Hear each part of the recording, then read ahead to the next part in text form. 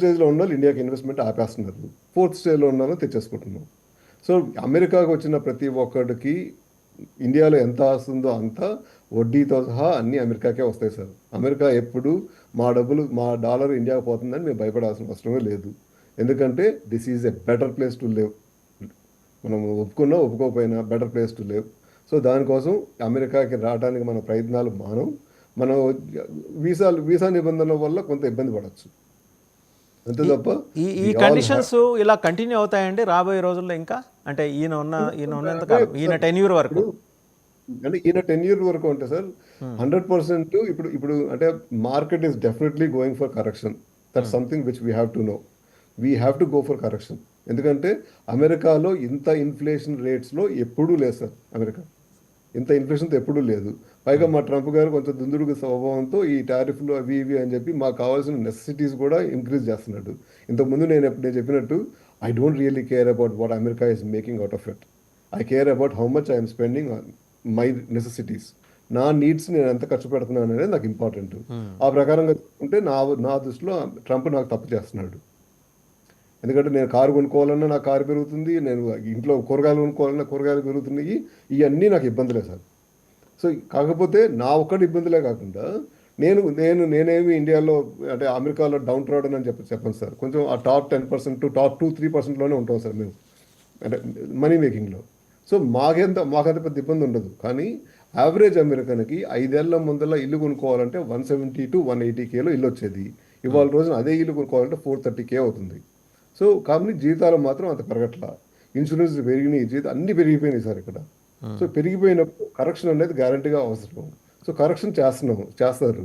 డెఫినెట్గా మార్కెట్ కరెక్షన్లోకి వెళ్ళినప్పుడు ఉద్యోగాలు పోతాయి. నాకు పోవచ్చు, అందరికీ పోవచ్చు, చాలామందికి పోవచ్చు. పోయినాక మళ్ళీ మనం నిలదొక్కుని మళ్ళీ ఉంచుంటే నిలబడతాం సార్. ఆ నిలబడే ధైర్యం మనకు ఉండాలని కోరుకుందాం. ఈ టైంలో ఇండియా నుంచి నేనైతే ఎవరిని రావద్దని నేను చెప్పను. నేను ఎందుకు చెప్పనంటే సార్, నేను రావద్దని చెప్తే వాళ్ళు నన్ను తిట్టుకుంటారు సార్. కాకపోతే కష్టాలు వచ్చే మాట అయితే నిజం సార్. 100% కష్టాలు వస్తాయి. ఎందుకంటే ఇప్పుడు బ్యాంకుల్లో ఒకప్పుడంటే బ్యాంకుల్లో ఇంటి నుంచి పని చేసుకొని వచ్చేవాళ్ళు. ఇప్పుడు అందరూ బ్యాంక్స్ అన్నీ చెప్తున్నాయి మీరు 5 రోజులు ఆఫీస్కి రావాల్సిందే అని చెప్తున్నారు. డైరెక్ట్గా మొహమాటలని చెప్తున్నారు అందరూ. గవర్నమెంట్ ఫెడరల్ దాంట్లో చాలా మందికి జాబులు పోతున్నాయి. మొన్న ఎక్కడ హెల్త్ కేర్ డిపార్ట్మెంట్లో కూడా కరెక్షన్ ఉందని చెప్పినాను. సో అక్కడ 10,000 మంది తీసేస్తున్నారు అని చెప్పినాను. అంటే అంటే వాళ్ళు అంటే డిసీజ్ కంట్రోల్ అవి ఇవి చేస్తారు. అంటే ఎడ్యుకేషన్ డిపార్ట్మెంట్లో కటింగ్స్ మనం చూసాము ఇంతకుముందు. సో ఎడ్యుకేషన్ డిపార్ట్మెంట్ని అటు ఇటు చేస్తున్నాడు. సో డెఫినెట్గా ఇవన్నీ మ్యానుఫ్యాక్చరింగ్లో ఇప్పుడు టెస్లా కార్లు ఏమన్నా రేట్లు అటు ఇటు అవుతాయేమో, కానీ ఇప్పుడు వేరే కంట్రీస్లో తయారైన కార్లు ఇక్కడ వచ్చినప్పుడు కార్లు మాకు కాస్ట్లీ అవుతాయి. సో కార్ల మ్యానుఫ్యాక్చరింగ్ కొంచెం ఇబ్బంది పడవచ్చు. So it is an adjustment. Okay, మీరు అన్నట్టు కరెక్షన్ జరుగుతోంది. ఎంతకాలం ఇది ఉంటుంది అనేది చెప్పలేము. 1 to 2 years ఉంటుంది సార్ డెఫినెట్గా. ఎప్పుడైనా కానీ మీరు మార్కెట్ అంతా పడాలన్నప్పుడు 2 ఏళ్ళు 3 ఏళ్ళు కూడా అవుతుంది సార్. 3 ఏళ్ళు కరెక్షన్ అంటే 3 ఏళ్ళకి మనం డబ్బులతో రెడీగా ఉంటేనే బెటర్ సార్. రైట్.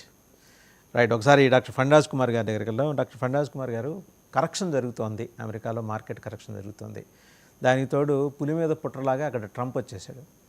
సో మరి ఇది ఇంత విపరీతం చూసిన తర్వాత సాహసిస్తున్నారా భారతీయ సమాజం నుంచి తల్లిదండ్రులు? అంటే ఇండియన్ పేరెంట్స్ వాళ్ళ పిల్లల్ని పంపించడానికి ఓ పక్క పిల్లల నుంచి ఒత్తిడి వస్తుంది, ఇంకో పక్క కొందరు తల్లిదండ్రులు కూడా, కొందరేంటి చాలామంది తల్లిదండ్రులు కూడా, మా అబ్బాయి ఇక్కడ ఎక్కడో బీహార్లో ఫలానా ఇండియన్ స్కూల్ ఆఫ్ మైన్స్లో చదువుకుంటున్నాడు ధన్బాద్లో అని చెప్పడానికి వెనుకం చేస్తారు.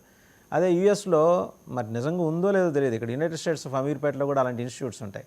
అలాంటి యూఎస్ఏలో కూడా ఉన్నాయి. అక్కడికి పంపించి ఎంఎస్ చేస్తున్నాడు 5 రోజుల పాటు ఏం చేస్తున్నాడు అది చెప్పరు. ఈ భేషజాలు వదిలేసి ఇక్కడే తమ పిల్లల్ని చదివించుకునేందుకు నిర్ణయించుకునే పరిస్థితి వచ్చిందా? ట్రంప్ ఒక రకంగా ఇండియాకి సహాయపడుతున్నాడా మేధో వలసను అరికట్టడానికి? నో డౌట్ అండి. ఇండైరెక్ట్గా అయితే ఇండియాకి అదైతే కనుక చాలా సపోర్ట్గానే ఉంది.